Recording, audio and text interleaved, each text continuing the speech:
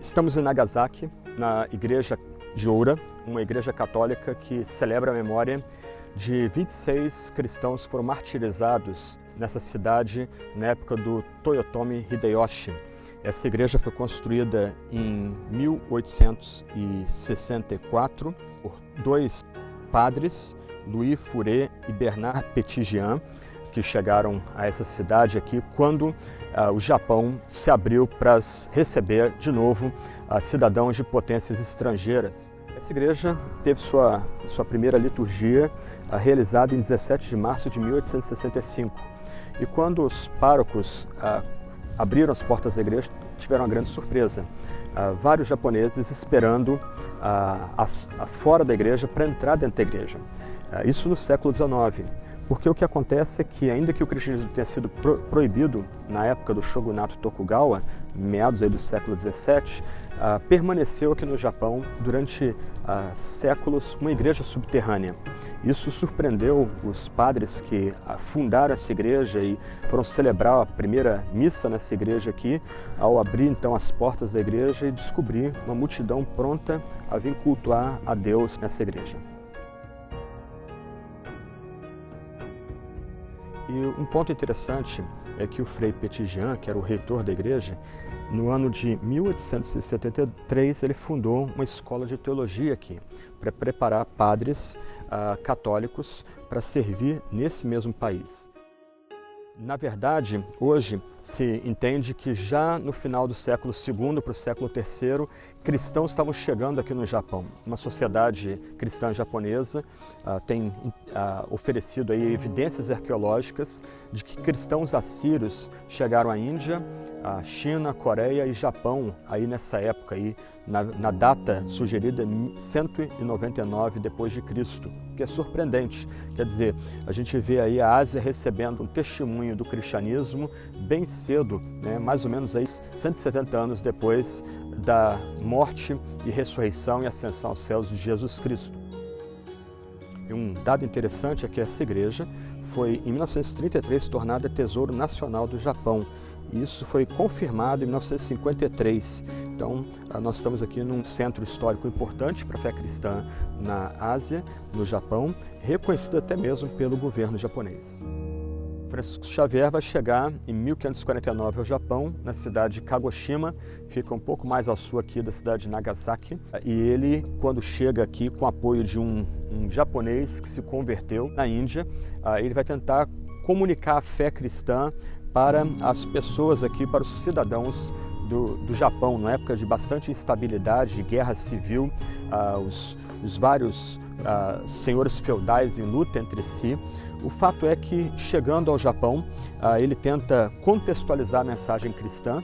Num primeiro momento, ele vai ser bem aceito pelos monges budistas por causa de um erro de tradução. A opção induzido aí pelo seu tradutor japonês, ele faz a opção de usar uma palavra para se referir a Deus, que era a palavra de uso comum entre os monges budistas.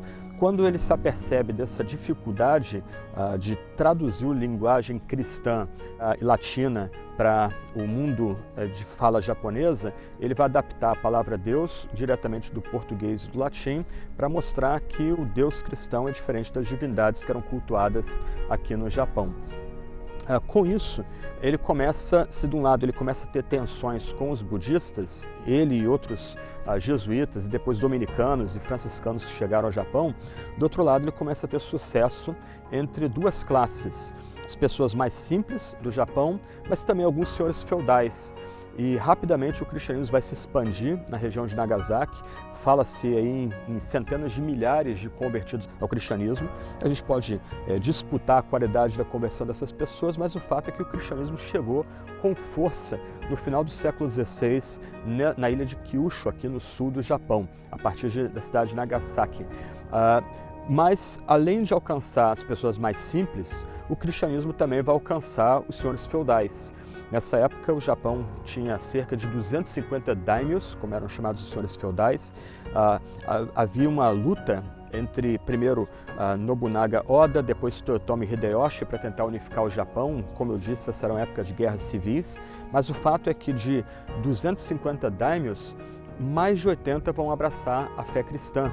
Isso é um exemplo surpreendente de como o cristianismo chegou com muita força aqui nesse território. Então nós estamos nessa igreja que celebra a chegada do cristianismo nesse país, mas também essa igreja ela é dedicada aos 26 mártires do Japão que foram executados por ordem de Toyotomi Hideyoshi nessa mesma cidade, em outra região que nós vamos ver mais adiante. Havia um temor de que, junto com o cristianismo, as potências de Portugal e Espanha viessem a invadir o Japão e tomar o poder do Japão, como estava ocorrendo em outras regiões, né? O Japão sendo dividido em zonas de influência, né? Então havia esse temor por conta de Toyotomi Hideyoshi, mas o fato é que ele partiu para confrontar o cristianismo, semeando aí os primeiros derramamentos de sangue da igreja cristã nesse país.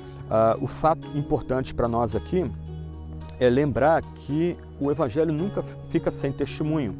Se o evangelho chegou nesse país aí no final do século II, começo do século III, isso é algo surpreendente, é uma prova inconteste de que cedo o cristianismo se entendeu tendo uma vocação missionária e se espalhou por todo o canto da terra, chegando já cedo Índia, China, Coreia e inclusive Japão, né? Os cristãos da igreja da Síria vindo testemunhar aqui tão longe. Então nós somos aqui exortados a prosseguir nesse esforço de levar o Evangelho da paz, o Evangelho da expiação dos nossos pecados em Cristo Jesus por todo o canto da terra. E nós vamos meditar mais adiante aí sobre a execução desses 26 mártires. Nós também somos lembrados que ao mesmo tempo que nós proclamamos a fé, nós anunciamos a fé em todo o canto da terra, nós precisamos estar prontos a dar a nossa vida como testemunho pela fé cristã. Após um tempo de turbulência e guerra civil, a situação política se acalma no Japão e agora Toyotomi Hideyoshi começa a se voltar contra o que ele entendia ser uma ameaça estrangeira, que seria a presença de missionários católicos, portugueses e espanhóis na ilha de Kyushu, especialmente na cidade de Nagasaki, onde nós estamos. E com isso, ele começa uma severa perseguição contra cristãos em todo o país. E o que nós estamos vendo aqui é um monumento a 26 mártires que foram executados nessa colina em 5 de fevereiro de 1597, por ordem do próprio Hideyoshi. Esses mártires foram capturados das cidades de Kyoto e Osaka e no inverno foram trazidos cativos para cá. Eles vieram andando para essa região aqui, sendo humilhados e espezinhados em todo o tempo. Foram erguidas cruzes para eles e aqui eles foram levantados essas cruzes e depois eles foram lanceados pelos soldados de Hideyoshi. Essa morte terrível, horrorosa, era uma forma de impressionar as pessoas da região para elas abandonarem o cristianismo. Um ponto importante aqui é que mais adiante o Tokugawa, a família Tokugawa, na época dominando o Japão, né, como os governadores militares do Japão, eles vão proibir a presença de católicos, no caso portugueses e espanhóis, no país. E com isso o catolicismo passa a ser suprimido, porque o temor dos Tokugawa é que viesse a acontecer alguma coisa parecida com o que aconteceu nas Filipinas, na China, na Índia, onde o governo perdia o controle do país. Mas o fato é que mesmo com essas perseguições severas, proibições, permaneceu aqui em Nagasaki, sobretudo, mas em outras cidades do Japão, um tipo de cristianismo subterrâneo, uma expressão de fé em secreto. Então é curioso que até hoje aqui em Nagasaki há uma data especial, onde as pessoas colocam na rua, abrem suas portas, suas casas, para os transeuntes poderem vê-las, e eles colocam na rua seus principais utensílios, que é uma reminiscência da época em que os soldados do Shogun batiam de casa em casa para descobrir se haviam cristãos escondidos ainda praticando sua fé aqui nessa cidade e também na região. O que eles queriam era procurar utensílios como crucifixos, rosários, algum tipo de altar, estátuas de Maria, dessa forma prendendo aquela pessoa porque ela estava violando a ordem do shogunato Tokugawa. Mas voltando aqui ao martírio desses homens, O que ocorre nessa colina é algo muito impressionante, porque mesmo em meio a muita dor e sofrimento, a fé em Cristo foi testemunhada aqui.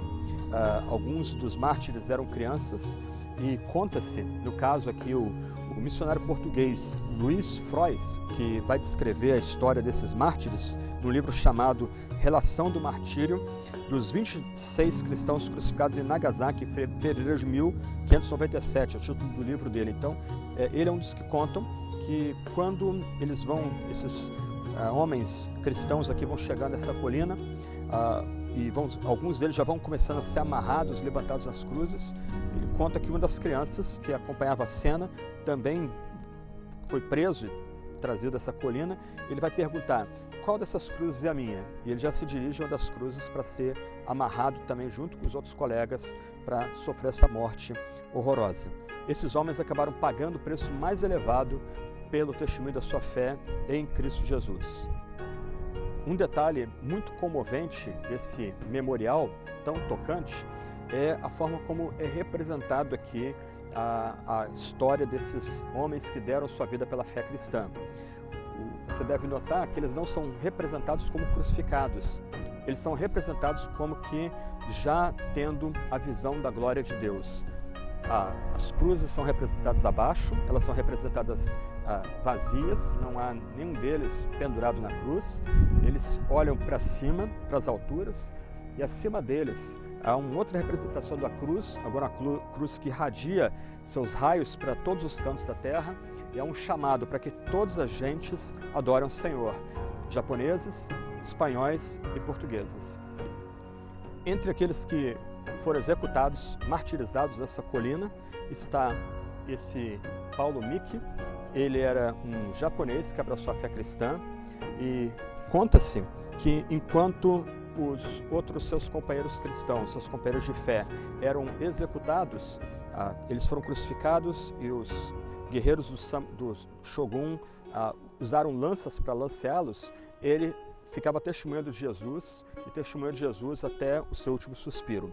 Aqui nós somos lembrados que muitas vezes o cristianismo vai ser confrontado pelos poderes desse mundo. E também muitas vezes, como aprendemos as páginas do Novo Testamento, como o relato de Estevão, os cristãos serão chamados a dar o seu sangue pela verdade do Evangelho. Que o testemunho desses homens aqui, que foram executados tanto tempo atrás, no século XVI, sirva para lembrar-nos que o cristianismo não é um caminho fácil, não é um caminho simples, mas é a via dolorosa, a via da cruz. Nós não somos maiores do que Jesus, assim como ele foi crucificado, nós podemos ser chamados para o sacrifício. Uma última palavra deve ser dada. Toyotomi Hideyoshi foi considerado um homem muito cruel pelos seus pares, e o que aconteceu aqui foi apenas um triste começo das perseguições que viriam praticamente a suprimir e empurrar para a clandestinidade a igreja do Japão. Conta-se que nessas perseguições aí da época do Hideyoshi, pelo menos 60 mil cristãos foram mortos na ilha de Kyushu, literalmente num banho de selvageria. O que lembra para nós que, como cristãos, nós somos chamados a estar prontos a dar testemunho da nossa fé, até mesmo com a nossa vida.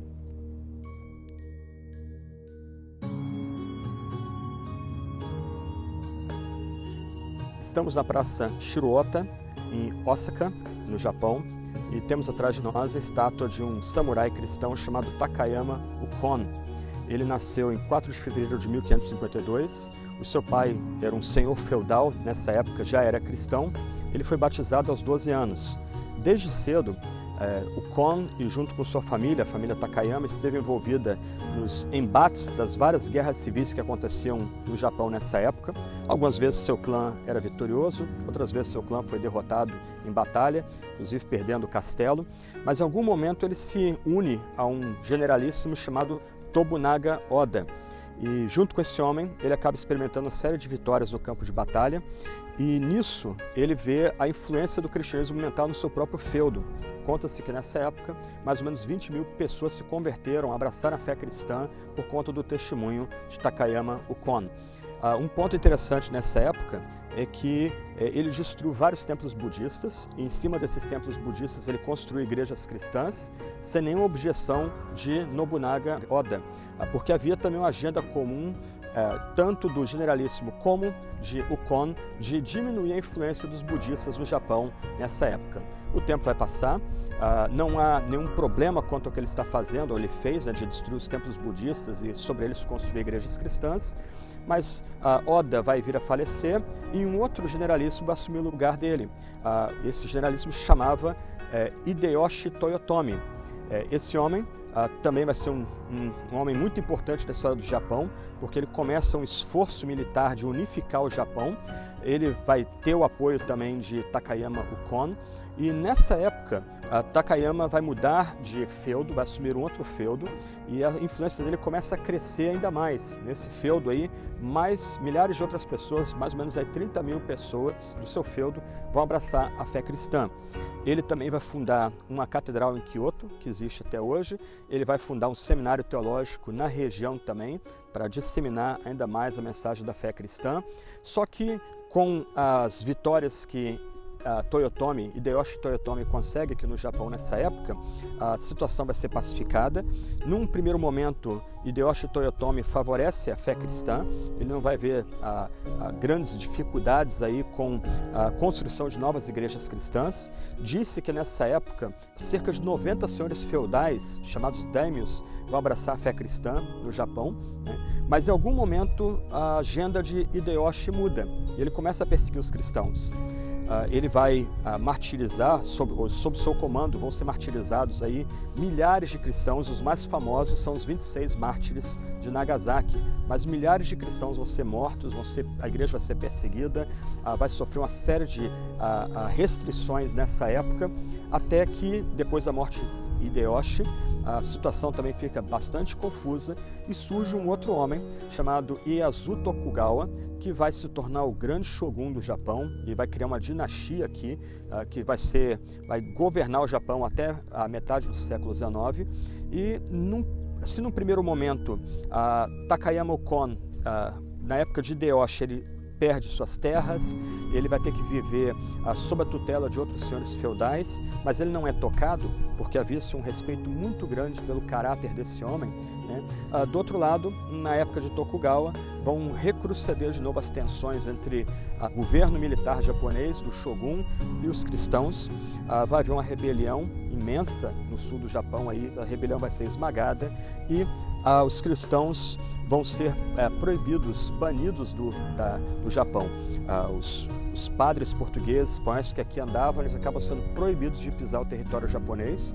Os holandeses reformados vão ser privilegiados nessa mudança da balança aí, política e religiosa no Japão, mas com isso o cristianismo, o ramo católico, né, do cristianismo acaba sendo suprimido no Japão. O Takayama Ukon era muito respeitado. Um padre português, Luiz de Frois, que conheceu Ukon pessoalmente, vai escrever a respeito dele. Ukon, senhor do castelo, merece verdadeiramente esse nome. Ele era cognominado também o Justo.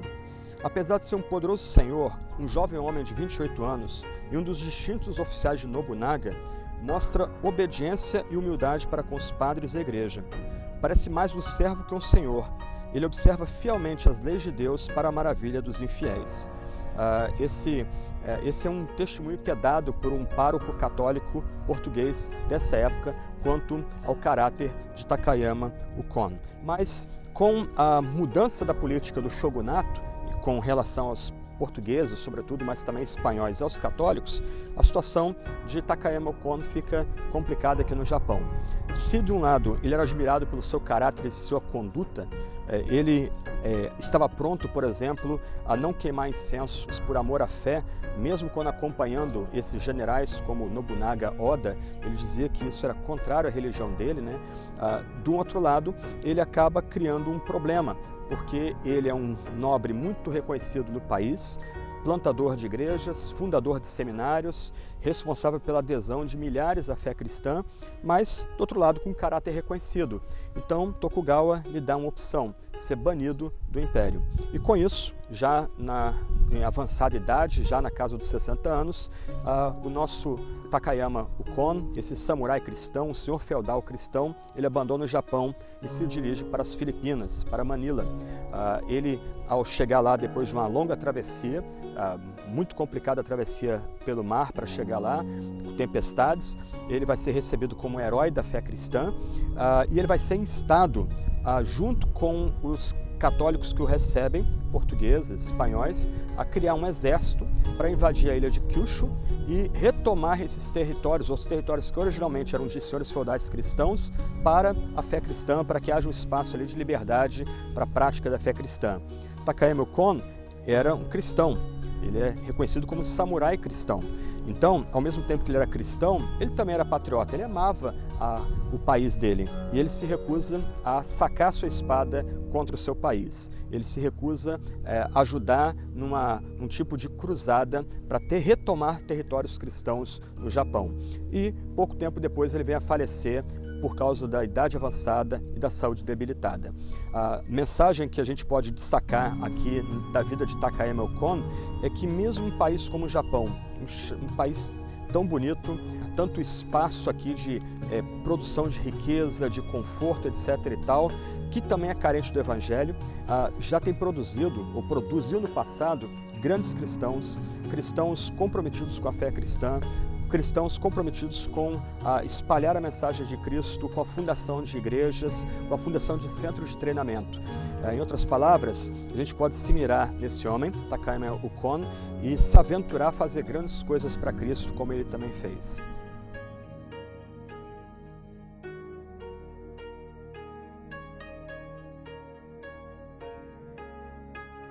Por volta do século XVI, missionários católicos, portugueses e espanhóis chegaram a essa região. Rapidamente a fé cristã começou a se disseminar aqui, milhares de pessoas se convertendo, mas no ano de 1600 ocorre um evento que vai mudar não só a balança da influência religiosa no Japão, mas também a balança do poder político. No meio da iminência de uma nova guerra civil, uma frota de 5 navios holandeses, sob a liderança de um piloto inglês chamado William Adams, chega ao Japão. Com isso, um senhor feudal muito poderoso, Tokugawa Ieyasu, ele vai ter acesso a canhões e armas feitas pelos holandeses. Isso vai dar a ele um poder tecnológico muito maior do que os seus adversários, o que vai ajudar Tokugawa Ieyasu a vencer a Batalha de Sekigahara e unificar agora o Japão sob o shogunato, iniciando aí a era Edo. Mas com a vinda desses holandeses e desse piloto inglês, William Adams, uma influência reformada começa a chegar no Japão também. Um detalhe interessante é que William Adams vai se tornar um grande conselheiro de Tokugawa Ieyasu e ele vai ser considerado o primeiro samurai estrangeiro do Japão. Ele se tornou muito influente aqui no Japão, há estátuas celebrando esse samurai em vários pontos do Japão. Ele se tornou intérprete oficial do Tokugawa Ieyasu, desbancando inclusive a influência dos jesuítas, mas o fato é que as tensões de perseguição que ocorreram na época de Toyotomi Hideyoshi vão chegar a um clímax em meados de 1636, 1637, com a revolta de Shimabara, um feudo a cerca de 1h30 aqui da cidade de Nagasaki. Nessa revolta, os católicos, muito maltratados pelo senhor feudal da região, vão tomar o castelo de Ara e vão fazer uma rebelião contra o neto de Tokugawa Ieyasu. Essa rebelião vai ser bem sangrenta. O Shogun Tokugawa vai ter que convocar quase 140 mil soldados para enfrentar essa rebelião.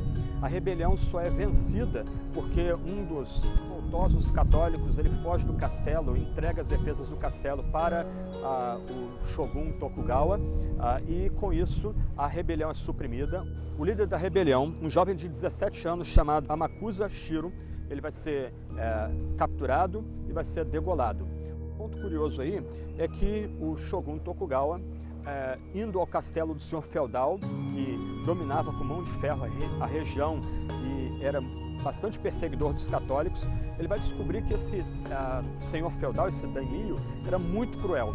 Com isso, ele exige que aquele daimyo cometa seppuku, ele faz o seu suicídio ritual e o feudo é dado para outra família e a família desse senhor é desterrada do feudo. Mas o shogun temendo a influência portuguesa, ele acaba banindo o catolicismo do Japão. E os católicos portugueses espanhóis foram expulsos do país, mas os holandeses, que haviam apoiado o shogunato contra a rebelião, eles cederam 2 navios para ajudar no bombardeio do Castelo de Ara. Dizem aí que o bombardeio foi ineficaz, mas foi o suficiente para que o shogunato tolerasse a presença de holandeses no Japão. Mas o único lugar onde os holandeses podiam ficar era nessa ilha de Dejima. Então, durante muito tempo, essa ilha que foi artificial, ela foi o lugar onde os holandeses podiam ir e vir. Estavam contidos aqui, mas aqui eles tinham liberdade, e os navios holandeses, quando aportavam, entregavam as mercadorias aqui, que eram levadas para a alfândega. Só que um fato curioso é que nós temos aqui uma igreja. Ela foi fundada como igreja metodista em 1875, mas no ano de 1883, esse prédio que nós temos aqui atrás deixou de ser igreja e se tornou um seminário episcopal anglicano, o mais antigo, o primeiro mais antigo seminário teológico no Japão.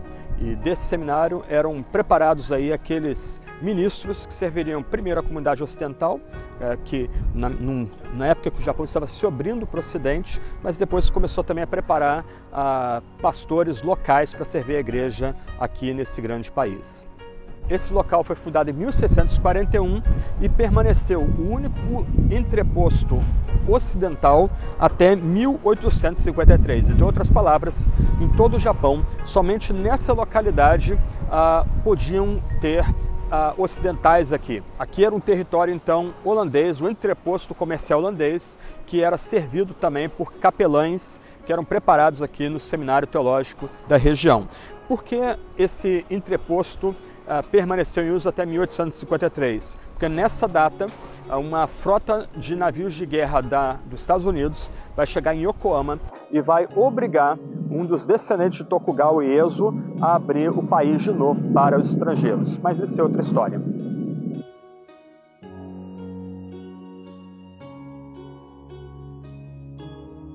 Estamos no encoraçado Mikasa, na cidade de Yokozuka, que fica perto de Yokohama e Tóquio. Esse encoraçado foi a nau capitânia do almirante Togo na Batalha de Tsushima, que ocorreu em 1905. Pela primeira vez na história, uma nação ocidental, no caso o Império Russo, foi vencido por uma nação asiática, uma nação não ocidental. A marinha japonesa esmagou completamente a frota russa nessa batalha famosíssima. Dos 39 navios russos, só 3 sobreviveram à batalha, enquanto os japoneses perderam 3 barcos pequenos por conta das ondas e das tempestades do mar. O que mudou desde do século XVII para o começo do século XX, tornando uma nação que era virtualmente isolada do Ocidente, se fechou para o Ocidente por ordem do shogunato Tokugawa, para uma potência agora que espanta todo mundo com a vitória impressionante em alto mar. Em 1853, na cidade de Yokohama, aqui perto, surgiram 3 navios da Marinha de Guerra Americana, comandados pelo Comandoro Perry, Matthew Perry, e ele obrigou o Japão a abrir suas fronteiras e voltar a se relacionar com o Ocidente. A partir disso, o Japão se modernizou, houve um salto de tecnologia no Japão. Linhas de ferro, telégrafos sendo trazidos para cá, novas descobertas medicinais e o exército sendo moldado aí por conselheiros vindos da França e dos Estados Unidos e a marinha sendo fundada com a tutoria da marinha inglesa. O Japão então dá um salto aí de um isolamento, talvez a nação mais fechada no mundo, para uma superpotência no começo do século XX. Mas um ponto importante aqui é que essa abertura que ocorre em 1853 vai gerar uma série de mudanças políticas aqui no país. O shogunato Tokugawa vai ser encerrado, começa a era Meiji, o Japão começa a dar passos para se tornar uma monarquia parlamentarista e também tem-se agora liberdade religiosa. Com isso, missionários episcopais e presbiterianos começam a vir para o Japão. E eles começam a servir a Deus nesse país, não só plantando igrejas, mas também, por exemplo, fazendo tradução de textos de inglês para o japonês, abrindo hospitais, abrindo escolas. Por exemplo, o Romanji, a forma de ocidentalizar o idioma japonês, foi uma invenção de um missionário presbiteriano que aqui esteve. Então, no começo do século XX, nós temos a vinda aí de missionários dessas duas denominações, episcopal e presbiteriana, que vêm servir a Deus nesse país. Essa vinda dessa primeira onda de missionários ingleses, americanos e canadenses para o Japão vai fazer o evangelho crescer com força aqui no país. Só que esse crescimento aí da fé evangélica aqui no Japão vai tomar um baque, porque na década de 30 vai surgir no Japão um movimento fortemente nacionalista e militarista, que via com muito maus olhos os ocidentais. Na Segunda Guerra Mundial, muitos missionários ocidentais, americanos e ingleses, britânicos, vão sofrer na mão dos japoneses, seja aqui no Japão, seja na China. Por exemplo, Eric Liddell, famoso corredor fundista que ganhou a medalha na Olimpíada de Paris, consagrado no filme Carruagem de Fogo. Ele vai ser preso e vai morrer pouco antes do final da Segunda Guerra Mundial num campo de concentração do exército imperial japonês. Então, nesse ambiente de nacionalismo exacerbado, de militarização da sociedade, os missionários ocidentais são perseguidos, são marginalizados, a fé cristã é empurrada para a periferia, porque ela é associada com o Ocidente. Após a Segunda Guerra Mundial, nós temos aí uma retomada da influência evangélica aqui no Japão, mas nós precisamos lembrar que esse país, que na atualidade tem 126 milhões de habitantes, ainda tem a necessidade de receber um testemunho forte do Evangelho aqui.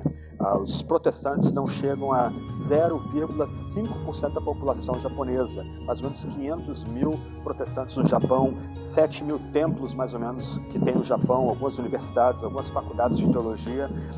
O Japão é um país muito rico, uma sociedade bem enraizada na tradição, há completa liberdade para a pregação do Evangelho, não há nenhum cerceamento para a pregação do Evangelho no Japão, mas o Japão ainda permanece como um grande campo missionário carente do amor de Jesus Cristo, da mensagem expiatória, propiciatória de Jesus Cristo, que apaga todos os nossos pecados. O encoraçado Mikasa representa muito do espírito japonês, um senso de coletividade, uma noção de propósito, destino, inventividade, coragem. O Japão é uma das nações com maior índice de liberdade de expressão no mundo, mas ainda carente do Evangelho de Jesus Cristo. Que Deus levante homens e mulheres que venham não só a dominar o idioma japonês, mas venham amar o país, amar a cultura e servir a esse povo a partir de Jesus Cristo. Que essas pessoas que Deus levante para vir para cá, eles sejam usados para colocar diante do povo japonês a mensagem conquistadora de Jesus Cristo, o único Salvador, o único que pode vir a perdoar pecados. Na época do shogunato Tokugawa, o cristianismo foi proibido no Japão. No século XIX, quando os ocidentais, ingleses, americanos, holandeses, portugueses, espanhóis e outros tiveram a liberdade de voltar ao Japão, um padre chamado Bernard Petitjean, que construiu a Catedral de Ora, aqui na cidade de Nagasaki, ele se surpreendeu a descobrir que quase todos os moradores da região de Urakami eram cristãos. Eles permaneceram cristãos escondidos durante quase 200 anos de perseguição do shogunato aqui no Japão. Ele construiu essa catedral, que vocês podem ver aí no vídeo. Ela foi construída no final do século XIX, nesse bairro aqui chamado Urakami, para lembrar dos cristãos perseguidos e que viveram como uma igreja subterrânea aqui na região, como cristãos secretos. Mas essa igreja aqui, que ela foi completada em 1925 e que até a sua demolição, a sua destruição em 1945 foi a maior igreja, o maior templo em toda a Ásia, ela tem uma história triste e curiosa. Ao final da guerra, os americanos já tinham lançado uma bomba atômica em Hiroshima e governo japonês relutando ainda em aceitar a rendição incondicional, os americanos resolvem lançar uma segunda bomba atômica. E uma missão decola de Tinian, uma ilha no Pacífico que era território japonês e foi conquistado pelos americanos, e haviam duas cidades como alvo. Se a primeira cidade estivesse encoberta, a missão deveria prosseguir para a segunda cidade e lançar sua bomba atômica sobre a mesma.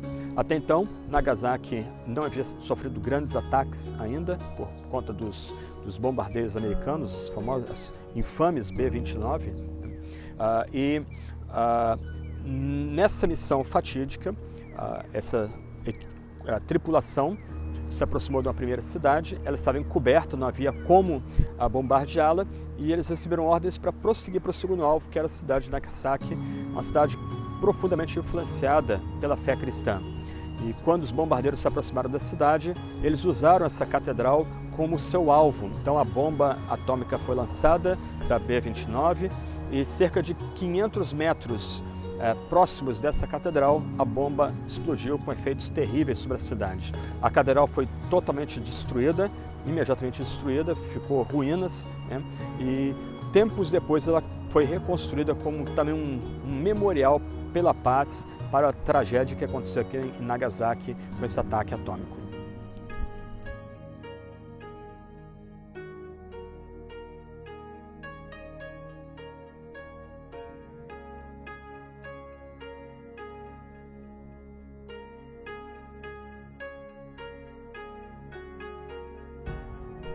Estamos hoje na base aeronaval de Kanoya, no sul do Japão, e em 1945, dessa base, cerca de 2.000 jovens decolaram para lançar suas aeronaves sobre as naves da Marinha Americana nos arredores de Okinawa, quando os Estados Unidos invadiram aquela ilha tão próxima aqui do território japonês. Como as Forças Armadas do Japão chegaram a esse ponto de sacrificar os melhores jovens na faixa de 17, 18, 19 anos, em ataques simplesmente para prorrogar uma derrota que era inevitável. Um dado curioso dessa história, né, no Ocidente esses pilotos são chamados de pilotos kamikaze, aqui eles são chamados de corpos especiais de ataque, né, uma unidade especial de ataque, mas entre esses jovens haviam até cristãos que, ao se despedir de seus pais, pegavam a mecha de cabelo, colocavam na carta, e na carta eles falavam que estavam indo para morrer pelo imperador, morrer pela nação, para tentar proteger a nação, e esperavam inclusive reencontrar seus parentes à ressurreição do corpo, quando Cristo voltasse segunda vez em glória.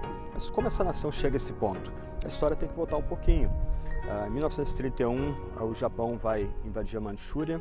Depois, em 1937, um incidente chamado Incidente da Ponte Marco Polo, o Japão invade a China. Então, quando o Japão entra em guerra com os Estados Unidos, em 7 de dezembro de 1941, o Japão já estava em guerra aqui na Ásia, há bastante tempo. Então, o ataque surpresa que o Japão vai lançar contra a Marinha Americana em 1941 é parte dessa guerra que já ocorria no Pacífico antes mesmo de 41, já em 1937, até mesmo retroagindo a 1931. Mas o ponto aqui não é falar sobre a Segunda Guerra Mundial, mas é destacar um homem chamado Mitsuo Fushida. Ele era um comandante da Marinha Imperial na época da Segunda Guerra Mundial, um especialista em bombardeio aeronaval, e esse homem é que vai comandar o ataque que a Marinha Japonesa, a aviação da Marinha Japonesa faz a Pearl Harbor, em 7 de dezembro de 1941, aquele dia que Franklin Delano Roosevelt vai chamar de o Dia da Infâmia. Esse homem, decolando do porta-aviões Akagi, ele vai liderar a primeira onda de ataque à Marinha Americana ancorada em Pearl Harbor. Serão realizados alguns ataques ali, algumas ondas de ataques. Fushida fica no ar coordenando as duas principais ondas de ataque a Pearl Harbor, e no final desse ataque, 9 encoraçados, os principais navios de batalha da Marinha Americana na época, ou estão destruídos ou muito avariados, incapacitados de entrar em combate, cruzadores também avariados ou afundados, destroyers, aviação nos campos de aviação em Pearl Harbor também destruídos, a aviação do exército. Foi um ataque de completo sucesso, talvez o ataque aeronaval de maior sucesso em toda a história. Esse homem ganhou muita fama porque ele também liderou ataques contra Darwin, contra Ceilão, devastando, semeando terror entre os aliados ocidentais, mas na Batalha de Midway, poucos minutos, toda a maré da Guerra do Pacífico é revertida. Em poucos minutos, a marinha japonesa é destruída pela aviação aeronaval americana. A aviação aeronaval, em poucos minutos, afunda 4 porta-aviões da marinha japonesa, 4, inclusive, que estiveram no ataque a Pearl Harbor. E Mitsu Fuchida, que já estava com um problema de saúde, mas estava embarcado no porta-aviões Akagi, nau capitânia da Marinha Imperial Japonesa, ele acaba sobrevivendo à Batalha de Midway, muito ferido, mas ele sobrevive à Batalha de Midway, ele consegue ser retirado do porta-aviões e levado de novo para o Japão. Ele nunca mais vai ter oportunidade de comandar dos ares a aeronaves de bombardeio da Marinha Japonesa. Ele vai agora servir em postos de quartel-general, mas ele continua uma peça importante na engrenagem militar aeronaval, como teórico aeronaval da Marinha Japonesa. Curiosamente, ele estará em Hiroshima um dia antes do lançamento da bomba atômica sobre aquela cidade. Ele recebe um telefonema, ele está lá naquela cidade ali no quartel-general do 2º Exército Geral para resolver algumas questões ligadas à defesa do território sul do Japão frente a uma possível invasão norte-americana. Ele é chamado ao telefone e ele é convocado a imediatamente ir para Tóquio. E ele se retira da reunião, vai a Tóquio para no dia seguinte voltar para Hiroshima. Antes de ele pegar o trem para voltar para Hiroshima, a cidade bombardeada com efeitos devastadores. Ao final da guerra, Mitsu Fuchida fica muito amargurado e, para aumentar a infâmia, ele é chamado como uma testemunha para servir como testemunha de acusação nos julgamentos que ocorrem em Tóquio contra os criminosos de guerra japoneses. E ele fica muito chateado com isso e ele acha que esse tribunal é uma ação de vingança contra o Japão e ele resolve pesquisar para começar a documentar crimes de guerra americanos para levar esses crimes de guerra para o tribunal. E ele vai, num certo dia, no ano de 1947, ele descobre que vai chegar alguns navios num porto próximo a Tóquio com homens do exército da Marinha Japonesa foram prisioneiros de guerra das Forças Armadas Americanas.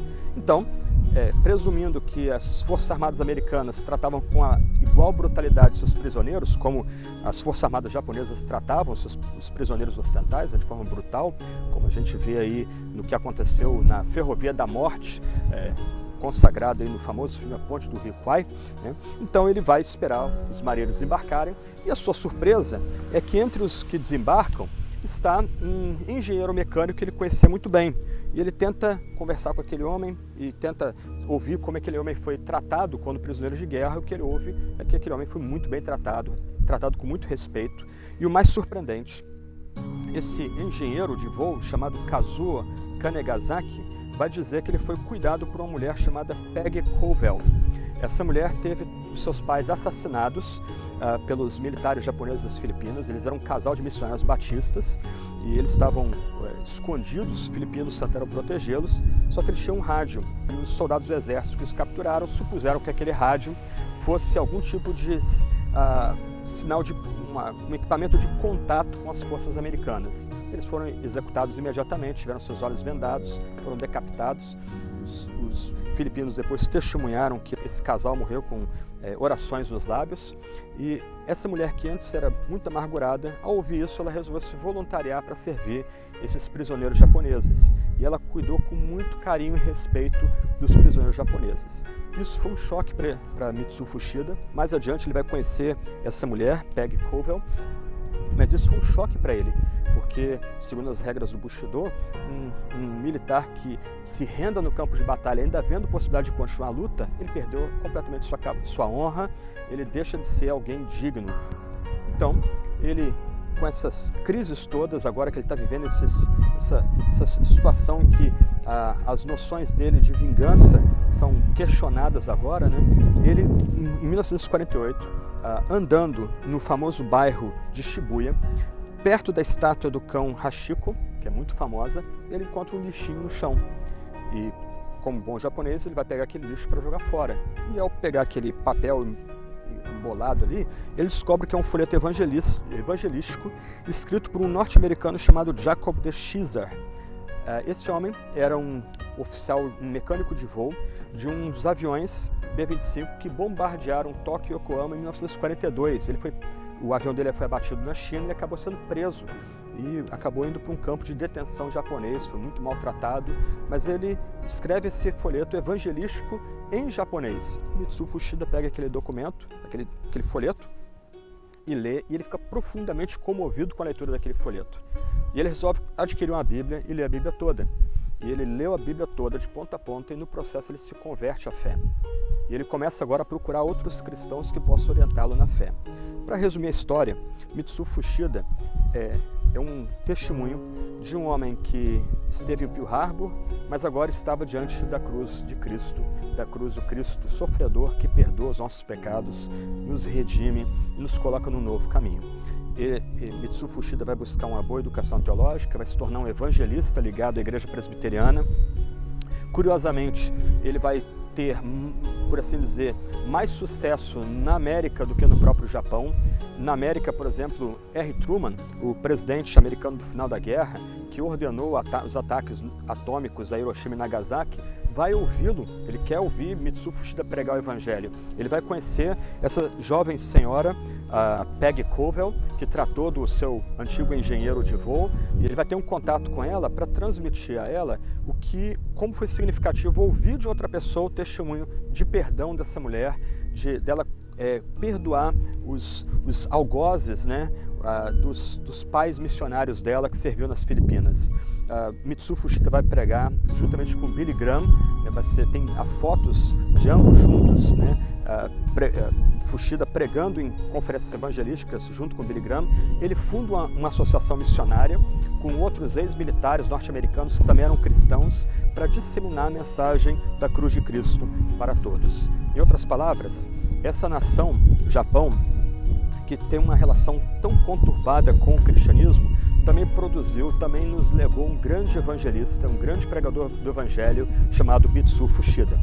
Ele escreveu um livro que foi muito importante, descrevendo a Batalha de Midway, mas a gente reconhece a importância dele maior por sua autobiografia, de Pearl Harbor à Cruz do Calvário, onde ele não só conta a sua história como militar, mas sobretudo conta como o testemunho de um amigo que foi amparado por uma missionária cristã e como descobriu um folheto jogado ao chão, escrito por um ex-prisioneiro militar americano, mudou a sua vida. Que o testemunho de Fuchida impacte a todos nós e nos suscite amor pelo Japão, não só para orarmos pelos cristãos que estão no Japão, mas também, quem sabe, para nós virmos pregar o Evangelho para esse povo tão especial, uma nação tão especial, tão rica de história e cultura. Estamos no Museu dos 26 Mártires, que honram aqueles que foram executados aqui em Nagasaki, no século XVI. E um ponto bem interessante desse museu é que há um manuscrito autografado pelo próprio Martin Scorsese do filme Silêncio, escrito pelo Shusaku Endo e que ficou bastante famoso no cinema. No museu que honra os 26 mártires de Nagasaki, nós temos aqui uma exibição especial, onde nós podemos ver um fumiya usado no filme Silêncio. Aqueles que viram o filme devem lembrar que uma das formas de constranger a consciência dos cristãos era ou eles pisarem nesse tipo de representação do Cristo crucificado ou serem executados. Se eles pisassem, eles seriam liberados aí, né? Mas como aqueles que renegaram a fé. Então nós temos aqui esse exemplar desse fumiya.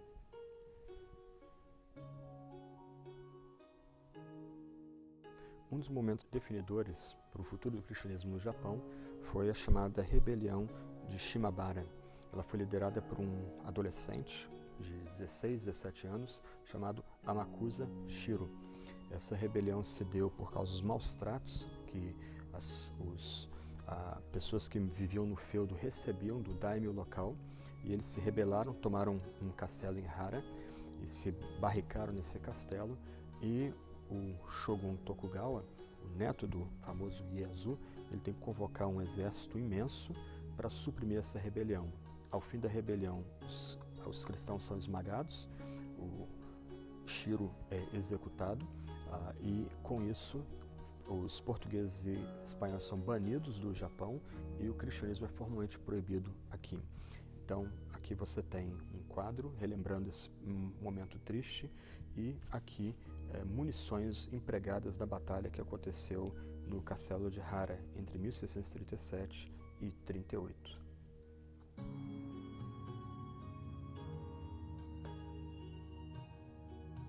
Enquanto os mártires eram levantados da cruz e lanceados pelos soldados do Toyotomi Hideyoshi, Paulo Maki pregava da cruz. Aqui nós temos uma representação desse mártir cristão japonês e ao lado nós temos o texto registrado do sermão que ele pregou da cruz, da mensagem que ele proferiu da cruz enquanto os seus colegas eram lanceados.